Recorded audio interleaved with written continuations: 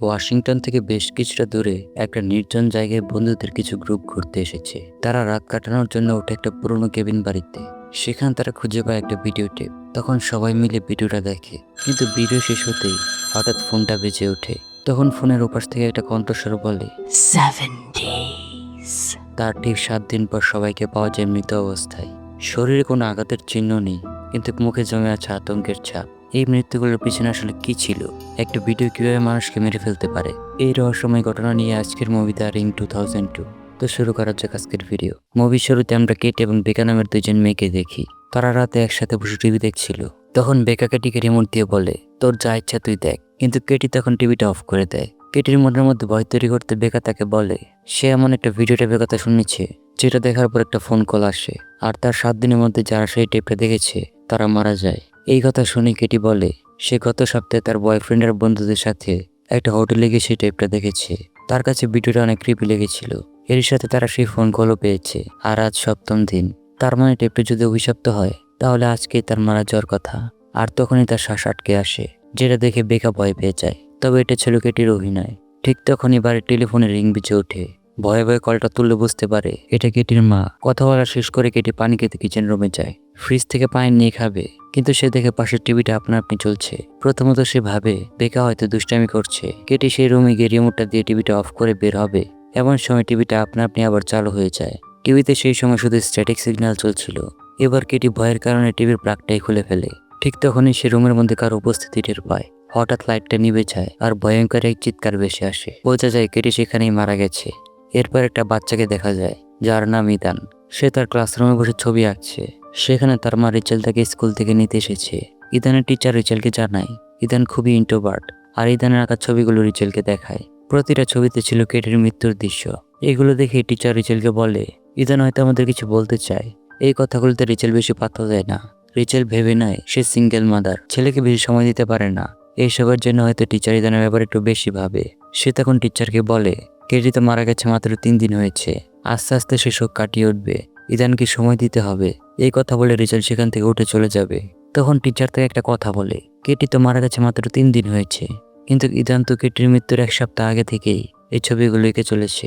বাড়িতে ফেরার পথে রিচেল টিচারের কথাটা ভাবতে থাকে, মানে এটা কিভাবে সম্ভব। রাতে ঘুমানোর আগে রিচেল ইদানের সাথে কথা বলে। ইদান জানায় কেটি তাকে বলেছিল তার হাতে বেশি সময় নেই, সে খুবই তাড়াতাড়ি মরতে চলেছে। যেটা শুনে রিচেল বেশ অবাক হয়। পরদিন সকালে রিচেল ইদানকে নিয়ে আসে কেটির ফিউনারালে। এখানে এসে ইদান অনেক বেশি শোকাহত। অন্যদিকে কেটির বাবা মায়ের অবস্থা আরো করুণ। মেয়ে মন্ডে চলে গেলে কেটির মা রুথ রিচেলকে বলতে শুরু করে ডাক্তাররা বলেছে কেটির মৃত্যু হার্টবিট স্টপ হওয়ার কারণে হয়েছে। আমি 2-3 জন ডাক্তারের কাছে কেটির ডেথ সার্টিফিকেটটা দেখিয়েছি। সবাই একই কথা বলে 16 বছর বয়সে কোনো মেয়ের এই ধরনের মৃত্যু হয়েছে এমন ঘটনা তারা শুনেনি। তাছাড়া আমি নিজে চোখে আমার মেয়ের লাশটা দেখেছি। তার চেহারাটা সম্পূর্ণ বিকৃত ছিল। যেমনটা দেখে বোঝা যাচ্ছিল তার মৃত্যুটা খুবই ভয়ানকভাবে হয়েছে। সে রিচেলকে অনুরোধ করে রিচেল প্লিজ আমার মেয়ের কেসটা তুমি তদন্ত করে দেখো। তাছাড়া সেদিন কেটির সাথে থাকা তার বান্ধবী বেকাও কিছু বলার মতো অবস্থায় নেই। পাগল হয়ে সেও মেন্টাল অ্যাসাইলামে ভর্তি। কেটির ফিউনারালে আসা 3 জন ফ্রেন্ডকে দেখে রিচেল কথা বলার চলে জিজ্ঞাসাবাদ করতে শুরু করে। তারা বলে সেই রাতে বেকা আর কেটি 2জন কেটিদের বাসায় একসাথে ছিল। হয়তো ভয়ঙ্কর কিছু দেখে বেকা পাগল প্রায়, আর কেটি তো মারাই গেছে। তারা আরো জানায় গত সপ্তাহে কেটি তার বয়ফ্রেন্ড আর তার বন্ধুদের সাথে শেল্টার মাউন্টেন নামে এক রিসোর্টে গিয়েছিল। সেখানে তার একটা অভিশপ্ত ভিডিও টেপ দেখেছিল, যেটা দেখার 7 দিন পর মানুষ মারা যায়। আর ঠিক 7 দিন পর কেটি রাত 10টায় মারা গিয়েছিল। একই সময় তার বয়ফ্রেন্ড আত্মহত্যা করে, আর বাকি 2জন ফ্রেন্ড সড়ক দুর্ঘটনায় মারা যায়। তার মানে তারা 4জন একই দিনে একই সময় মারা যাচ্ছে। কিন্তু এইসব কথার রিচেলের একটু বিশ্বাস হয় না। অন্যদিকে ইদানকে দেখা যায় সে যেন কোনোভাবে ফিল করতে পারছিল সেদিন কেটির সাথে আসলে কি হয়েছিল। ঠিক তখনই সেখানে রিচেল চলে আসায় ইদান সেখান থেকে চলে যায়। রিচেল সেই রুমের মধ্যে কিছু ম্যাগাজিন আর ছবি পড়ে থাকতে দেখে। ঘাটাঘাটি করে দেখতে পায় সবগুলো ছবির মুখ কলম দিয়ে কাটা। কাগজগুলোর মাঝে রিচেল একটা স্টুডিও রসিদ পায়। পরদিন সকালে সেই স্টুডিও থেকে রিচেল ছবিগুলো নিয়ে আসে। সেই ছবিগুলো একটা একটা করে দেখতে থাকে, কিন্তু কয়েকটা ছবি দেখার পরে তার নজর আসে একটা গ্রুপ ফটো। অবাক করার বিষয় সেখানে কেটি সহ উপস্থিত সবার মুখ অদ্ভুতভাবে বিকৃত হয়েছিল। আর এই অদ্ভুত ছবিটা দেখে রিচেলের মনে সন্দেহের দানা বাঁধতে শুরু করে। রিচেল আরও রিসার্চ করে বুঝতে পারে কেটির ফ্রেন্ডরা মৃত্যুর সময় সম্পর্কে সবকিছু সত্য বলেছিল। এর মানে কেটি সহ তার বন্ধুরা সবাই ঠিক রাত 10টা বাজে মারা গেছে। অফিসের ঝামেলা শেষ করে রিচেল চলে যায় ওয়াশিংটন থেকে বেশ কিছুটা দূরে শেল্টার মাউন্টেনে। জায়গাটা বেশ গা ছমছমে। সেখানে পৌঁছে সে রিসেপশন থেকে কিছু তথ্য জানার চেষ্টা করে। রিসেপশনে থাকা লোকটা জানায় মাঝে মাঝে বাচ্চারা বোর হয়ে গেলে আমরা আমাদের কাছে থাকা টেপগুলো তাদেরকে দেখতে দেই। রিচেল তখন থাকার জন্য 12 নম্বর রুমের চাবিটা নেয়, যেটাতে কেটি আর তার বন্ধুরা ছিল। সেখানে রিচেল একটা নামহীন ভিডিও টেপ খুঁজে পায়। রিচেল রুমে বসে টেপটা দেখতে শুরু করে। ভিডিওর মধ্যে ছিল কিছু অদ্ভুত আর বিভৎস দৃশ্য। একটা মই, চেয়ার, টেবিল, অজানা কোনো আইল্যান্ডে পোকামাকড়, রক্ত, কুয়া আর একজন মহিলা যে আয়নার সামনে দাঁড়িয়ে চুল আঁচড়াচ্ছে। কিন্তু টেপটা শেষ হওয়া মাত্রই রুমের ফোনটা বেজে ওঠে। রিচেল ফোনটা তুলতে ওপাশ থেকে একটা বাচ্চার কণ্ঠে কেউ ফিসফিসিয়ে বলে 7 days. এরপর ইদানকে দেখা যায় নিজে নিজে টিফিন প্যাক করে স্কুলে যাচ্ছে। পথে তার বাবা নোয়ার সাথে দেখা হলে সে কিছু বলে না। এখানে বলতে হবে ইদান তার বয়সের তুলনায় যথেষ্ট ম্যাচিওর। নোয়া হচ্ছে রিচেলের প্রাক্তন স্বামী। রিচেল বাড়ি ফেরার পর এসব নিয়ে খুব চিন্তিত ছিল। সে নোয়াকে পুরো ঘটনা খুলে বলে, কিন্তু নোয়া এসব আজব কথায় বিশ্বাস করে না। তখন রিচেল তাকে নিজের কিছু ছবি তুলতে বলে, কিন্তু ছবিগুলো দেখার পর নোয়া অবাক হয়ে যায়, কারণ প্রতিটা ছবিতে রিচেলের মুখ ডিস্টর্টেড বা বিকৃত আসছিল। নোয়া প্রথমে ব্যাপারটা হালকাভাবে নিলেও সে নিজেই টেপটা দেখতে চায়। রিচেল না চাইলেও শেষ পর্যন্ত তার জোরাজুরিতে তাকে টেপটা দেখতে দেয়। আর টেপ শেষ হওয়া মাত্রই আবারও সেই ফোন কল, কিন্তু রিচেল নোয়াকে কলটা ধরতে দেয় না। ইতিমধ্যে 2 দিন পার হয়ে গেছে। রিচেল অফিস থেকে টেপটার একটা কপি বানিয়ে নোয়াকে দেয়, যাতে নোয়া খুঁজে বের করতে পারে এই টেপের উৎস কোথায়। কিন্তু অদ্ভুত বিষয় হলো এই টেপটার কোনো বর্তমান রেকর্ডই কোথাও ছিল না, যেন এটার কোনো অস্তিত্বই নেই। পরদিন রিচেল মেন্টাল অ্যাসাইলামে বেকার সাথে দেখা করতে যায়, কিন্তু বেকা কোনো কথা বলে না, শুধু রিচেলের হাত ধরে আঙুল দিয়ে দেখে বলে আর মাত্র 4 দিন। কিন্তু রিচেল দমে যাওয়ার পাত্রই নয়। সে আরো গভীরভাবে তদন্ত শুরু করে। ভিডিওর একটি ফ্রেম থেকে সে একটা লাইট হাউসের ছবি পায়। রিসার্চ করতে করতে সে জানতে পারে সেই লাইট হাউসটি ময়েস্কো আইল্যান্ডে অবস্থিত। এমনকি সেই টেপে থাকা রহস্যময়ী মহিলার পরিচয় সে খুঁজে পায়। তার নাম ছিল অ্যানা মর্গ্যান। সে একজন হর্স ব্রিডার, মানে সে ঘোড়া পালতো। কিন্তু রহস্যজনকভাবে তার ঘোড়াগুলো সব মারা যেতে থাকে, আর সেই শোকে অ্যানা পানিতে ডুবে আত্মহত্যা করে। কিন্তু অদ্ভুত বিষয় হলো অ্যানার মৃত্যুর পর ঘোড়াগুলো আবার সব ঠিক হয়ে যায়। রিসার্চ পেপার লিখতে লিখতে সেও আনমনে কেটির মতো মানুষের মুখগুলো কালো কালি দিয়ে বিকৃত করে ফেলেছে। অন্যদিকে নোয়া একটা স্টোরে গিয়েছিল সিগারেট কিনতে। সেখানে সিসিটিভির ফুটেজের দিকে তাকাতেই সে শিউরে ওঠে। মনিটরে তার ফেস সম্পূর্ণ বিকৃত দেখাচ্ছিল, অথচ আশেপাশের সবার চেহারা একদম ঠিক ছিল। ভয়ে সে সেখান থেকে দ্রুত বেরিয়ে পড়ে। রিচেল তখন বাড়িতে আইল্যান্ডে যাওয়ার প্রস্তুতি নিচ্ছিল। হঠাৎ কাশতে কাশতে তার মনে হয় গলার মধ্যে কিছু আটকে আছে। টেনে বের করতে গিয়ে সে দেখে মুখ থেকে লম্বা সুতোর মতো কিছু একটি বের হয়ে আসছে। ঠিক তখনই পাশের ঘর থেকে একটা শব্দ হয়। সেখানে গিয়ে রিচেল দেখে ভেজা চুল আর সাদা জামা পরা একটা বাচ্চা মেয়ে মুখ ডেকে বসে আছে।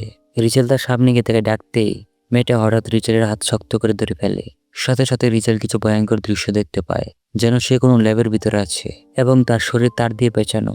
ঠিক তখনই রিচেল ঘুম থেকে উঠে পড়ে। সে বুঝতে পারে এটা একটা দুঃস্বপ্ন ছিল, কিন্তু তার হাতের সেই দাগটা এখনো টাটকা রয়ে গেছে। সে দেখে ইদান ঘরে নেই। ড্রয়িং রুম থেকে টিভির আওয়াজ শুনে সে ছুটে যায় আর গিয়ে দেখে ইদান সেই অভিশপ্ত টিপটা দেখছে। রিচেল আতঙ্কে টিভির প্লাগটা খুলে ফেলে আর চিৎকার করতে থাকে। ইদান জানায় তার ঘুম আসছিল না, তাই সে টিপটা দেখতে বসেছে। ঠিক তখনই ফোনটা আবার বেজে ওঠে, কিন্তু রিচেল এবার আগে কলটা কেটে দেয়। এরপর আবার কল আসলে রিচেল তুলে চিৎকার করে বলতে থাকে আমাদেরকে ছেড়ে দাও। কিন্তু অবশ্য ছিল নোয়া। নোয়া জানায় সেও এখন এসব বিশ্বাস করতে শুরু করেছে। কিন্তু রিচেল থেকে আরো বড় দুঃসংবাদ দেয়, তাদের ছেলেও এখন এই অভিশপ্ত টিপটা দেখে ফেলেছে। ইদানকে রুতের কাছে রেখে রিচেল আর নোয়া বেরিয়ে পড়ে রহস্যের সন্ধানে। যাওয়ার পথে রিচেল নোয়াকে অ্যানা মর্গান সম্পর্কে বলতে থাকে। অ্যানা ছিল খুবই হাসিখুশি একজন মহিলা, কিন্তু হঠাৎ করে সে পাগল হয়ে কেন আত্মহত্যা করলো তা সবারই অজানা। হাতে সময় কম থাকায় নোয়া যায় হসপিটালে, যেখানে অ্যানা ভর্তি ছিল। আর রিচেল রওনাতে ময়েস্কো আইল্যান্ডে অ্যানার স্বামীর সাথে দেখা করতে। সমুদ্র পাড়ি দেওয়ার সময় ফেরিতে এক বিভীষিকাময় কাণ্ড ঘটে। রিচেলকে দেখে একটি ঘোড়া পাগলের মতো আচরণ করতে শুরু করে আর পানিতে ঝাঁপ দেয়, কিন্তু দুর্ঘটনাবশত ঘোড়াটি ফেরির ইঞ্জিনের তলায় পড়ে নৃশংসভাবে মারা যায়। অন্যদিকে নোয়া হসপিটালের রেকর্ড থেকে জানতে পারে অ্যানার বারবার মিসক্যারেজ হওয়ার কারণে তার মা হওয়া সম্ভব ছিল না। সে আরও একটি গুরুত্বপূর্ণ তথ্য পায়। অ্যানার একটি সাইকিয়াট্রিক সেশনের ভিডিও টেপ ছিল, যার নাম্বার SM015। দীর্ঘ যাত্রা শেষে রিচেল অ্যানার স্বামী মর্গানের বাড়িতে গিয়ে পৌঁছায়। তখন সে টেপের মধ্যে দেখানো বাড়িটা খুঁজে পায়। এটাই অ্যানার বাড়ি। রিচেল অ্যানার স্বামী মর্গানের কাছে গিয়ে অ্যানার কথা জিজ্ঞেস করলে মর্গান রিচেলকে কোনো তথ্যই দেয় না। উল্টো রিচেল যখন তার মেয়ের কথা জিজ্ঞেস করে, মর্গান রেগে গিয়ে বলে তার কোনো মেয়ে ছিল না, আর রিচেলকে বাড়ি থেকে বের করে দেয়। বাইরে এসে রিচেল খেয়াল করে ইদান যে বাড়িটা এঁকেছিল সেটা আসলে মর্গানদেরই বাড়ি।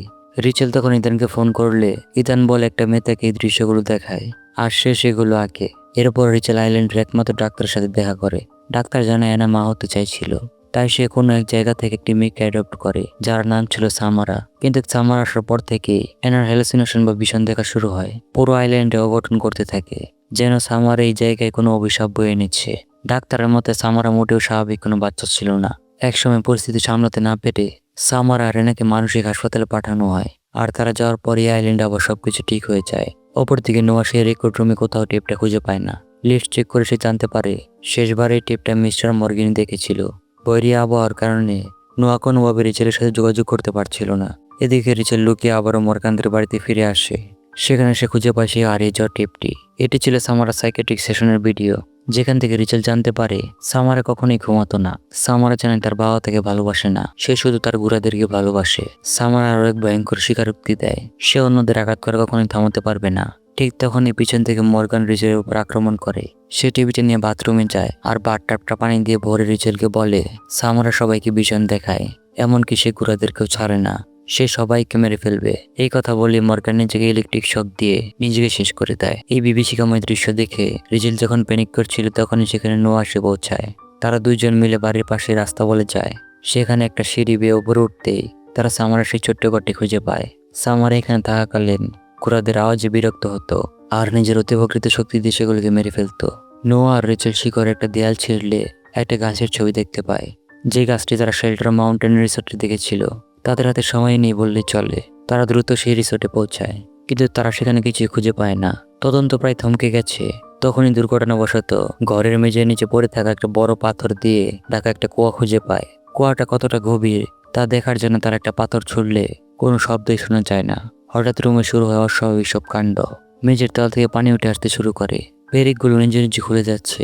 ঠিক তখনই টিভিটা পিছলে এসে রিচেলকে ধাক্কা দেয় আর রিচেল সরাসরি সে অন্ধকার কুয়ার ভিতরে পড়ে যায়। নোয়া যখন দড়ি আনতে যায়, রিচেল তখন কুয়ার দেয়ালে খাজি মানুষের একটা নখের অংশ খুঁজে পায়। কুয়ার মুখটা হঠাৎ বন্ধ হয়ে যায় আর তখন পানির উপরে রিচেল কারো লম্বা চুল ভাসতে দেখে। তখনই পানির নিচ থেকে একটা হাত উঠে এসে রিচেলের হাত চেপে ধরে। মুহূর্তে রিচেল অতীতে ঘটে যাওয়া সেই বিভীষিকাময় দৃশ্যগুলো দেখতে শুরু করে। রিচেল সামারার অতীতে সেই করুণ দৃশ্যগুলো দেখতে পায়। সামারা কুয়ার পাশে দাঁড়িয়ে ছিল। ঠিক তখনই তার মায়ানা পিছন থেকে এসে তার মাথায় পলিথিন পরিয়ে তাকে শ্বাসরোধ করে কুয়ার ভিতর ফেলে দেয়। কুয়ার পানির মধ্যে পড়তে পড়তেই সামারার জ্ঞান ফেরে, কিন্তু ততক্ষণে এনা কুয়ার মুখটা পাথর দিয়ে ঢেকে দিয়েছে। তখন সে কুয়ার মধ্যে পাথরের ফাঁকে আলো দেখতে পায়, যেটা দেখতে একটা রিং এর মতো দেখাচ্ছিল। সামারা কুয়ার সে অন্ধকারে 7 দিন বেঁচে ছিল আর তারপর সে শেষ নিঃশ্বাস ত্যাগ করে। এই ঘটনা জানার পর রিচেলের মনে সামারার জন্য সহানুভূতি জাগে। সে কুয়ার ভিতর থেকে সামারার কঙ্কাল উদ্ধার করে আর পরে তার দাফন সম্পন্ন করে। রিচেল ভাবে সামার হয়তো শুধু তার জীবনের করুণ কাহিনীটা সবাইকে জানাতে চেয়েছিল।